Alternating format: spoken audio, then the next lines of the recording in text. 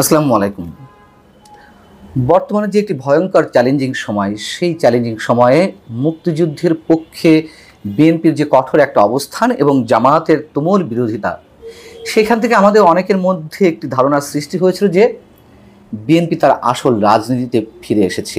কিন্তু আমরা মাঝে মধ্যেই দেখছি যে বিএনপি তার আসল রাজনীতি কিংবা আসল আদর্শে স্থির থাকতে পারছে না। তারই একটি প্রমাণ আবার আমাদের সামনে উপস্থিত হলো। সেটি হচ্ছে নতুন বাংলাদেশ গঠনের সুযোগ নিচ্ছে ইসলামিক কট্টরপন্থীরা।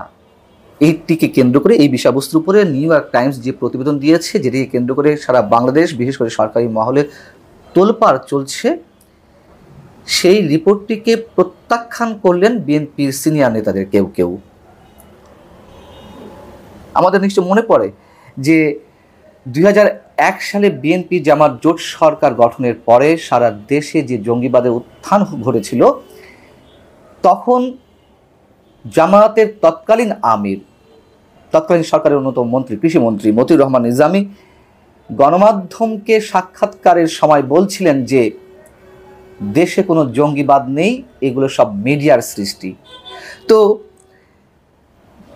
বিএনপির সিনিয়র নেতা রুহুল কবির রিজভী নিউ ইয়র্ক টাইমসের এই রিপোর্টটিকেও প্রত্যাখ্যান করেছেন, বলেছেন যে টাকা খরচের মাধ্যমে বিশেষ কোনো গোষ্ঠী তাদেরকে টাকা দিয়ে এই রিপোর্টটি করিয়েছে, বা আওয়ামী লীগ এই রিপোর্টটি করিয়েছে। অর্থাৎ এটিও এক ধরনের মিডিয়ার সৃষ্টি বা সৃষ্টি করা হচ্ছে দেশে জঙ্গিবাদের কথা যেগুলো বলা হচ্ছে।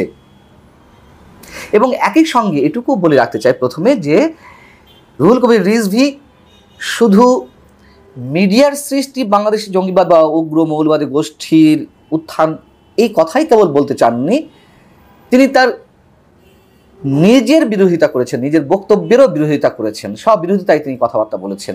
কেমন সেটি বলছি। মঙ্গলবার একটি অনুষ্ঠানে রুহুল কবির রিজভী বলছেন, বাংলাদেশে উগ্রবাদের কোনো উত্থান ঘটেনি, বরং বর্তমানে বাংলাদেশে ফ্যাসিবাদের কোনো ছবল নেই। মানুষ নির্বিঘ্নে ধর্ম পালন করছে, কথা বলতে পারছে, নির্ভয়ে ঈদ পালন করতে পারছে। তিনি বলছেন, বিশ্বব্যাপী অপতথ্য ছড়াচ্ছে আওয়ামী লীগের দোসররা। শেখ হাসিনা জঙ্গি দমনের নামে যে নাটক করেছে সেটা তিনি বিশ্ববাসীকে দেখিয়েছেন। এটা ক্ষমতায় টিকে থাকতে তার রাজনৈতিক কৌশল ছিল। শেখ হাসিনা সরকার জঙ্গিবাদের নাটক কোথাও কোথাও করেছেন, এটুকু আমরা জানি, স্বীকার করছি। রাজধানীর কল্যাণপুর থেকে শুরু করে বিভিন্ন জায়গায় এরকম জঙ্গিবাদের নাটক হয়েছে। কিন্তু পাশাপাশি এটাও সত্য কথা, আওয়ামী লীগের 15-15.5 বছরে জঙ্গিবাদের উত্থানের বা জঙ্গিবাদিতার মাথাচাড়া দেওয়ার কোনো সুযোগ আওয়ামী লীগ সরকার দেয়নি, এটিও স্বীকার করে নিতে হবে। আর জঙ্গিবাদের সঙ্গে মৌলবাদের উত্থানের সঙ্গে ঈদের কি সম্পর্ক, ঈদের নামাজ আদায়, ঈদ পালন করা নির্বিঘ্নে, এটির সঙ্গে মিলিয়ে তিনি কি বলতে চেয়েছেন আমরা জানি না। তো যেটি বলছিলাম, তিনি তার নিজের বিরোধিতাও করেছেন। কিরকম? সেটি হচ্ছে যে সারা দেশে নারীদের হেনস্থ করা নিয়ে এবং নিষিদ্ধ ঘোষিত জঙ্গি সংগঠন হিজবুত তাহরির যে কর্মসূচি মার্চ ফর খিলাফত, এই কর্মসূচিকে কেন্দ্র করে আন্তর্জাতিক গণমাধ্যম ডয়েচে ভেলে একটি রিপোর্ট করেছিল এবং সেই রিপোর্টে বেশ কয়েকজনের মন্তব্য নিয়েছিল, তার মধ্যে একজন ছিলেন রুহুল কবির রিজভী। সেই রিপোর্টে কি ছিল, তিনি কি বলেছেন?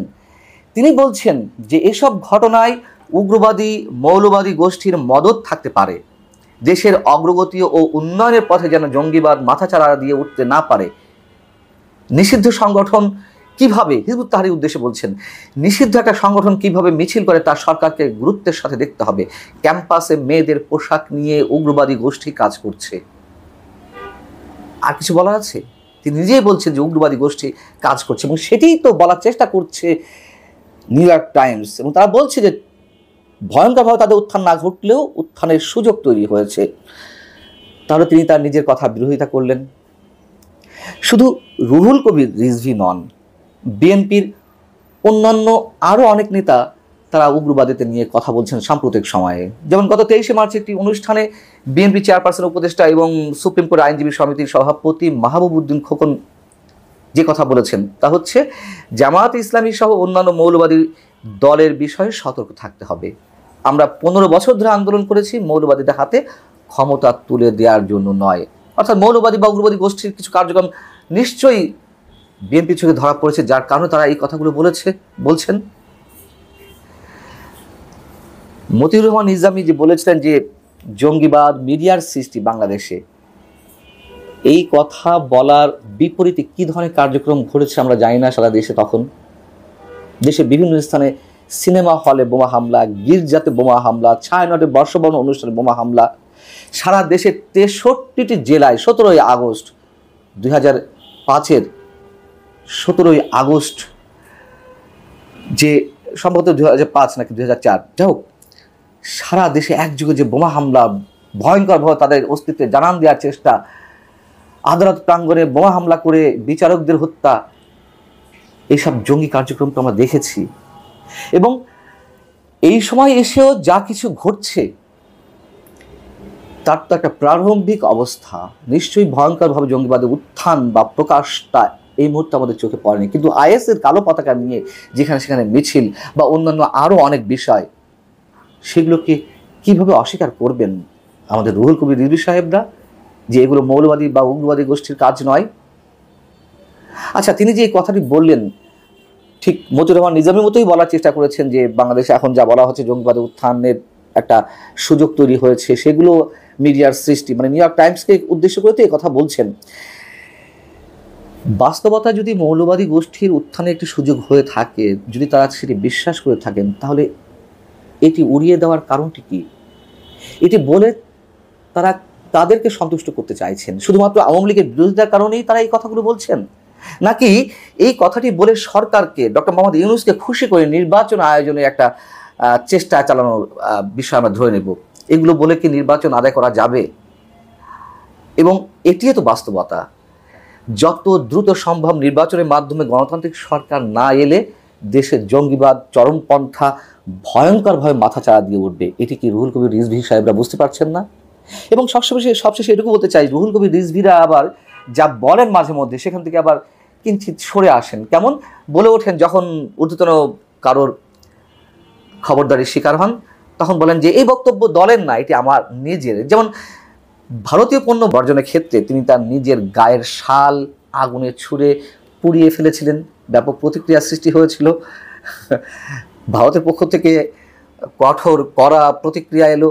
তার পরবর্তীতে আবার তিনি বললেন এটা বিএনপির সাংগঠনিক কোনো সিদ্ধান্ত নয় বা বক্তব্য নয়, এটি আমার নিজের প্রতিক্রিয়া। এখন তিনি নিউ ইয়র্ক টাইমসের এই বক্তব্যটি বা প্রতিবেদনটি প্রত্যাখ্যানের মাধ্যমে যেটি তুলে ধরার চেষ্টা করলেন, আবার আমরা না শুনি দুদিনের মাথায় যে এটি বিএনপির কোনো দলীয় বক্তব্য নয়, এটি আমার নিজের বক্তব্য। যেটি হোক, বিএনপির একটি দলীয় বক্তব্য প্রয়োজন এই ক্ষেত্রে, এবং বিএনপির শীর্ষ নেতা তারেক রহমানও নিশ্চয়ই আমরা একটা স্টেটমেন্ট আশা করতে পারি। তবে সব কুল রক্ষা করতে গিয়ে কোনো কুলেই থাকা বোধহয় কারো পক্ষেই সম্ভব নয়, মাঝ নদীতেই ডুবে মরতে হয়। এটা খুবই সহজ একটি কথা। আল্লাহ হাফিজ, ভালো থাকুন সবাই।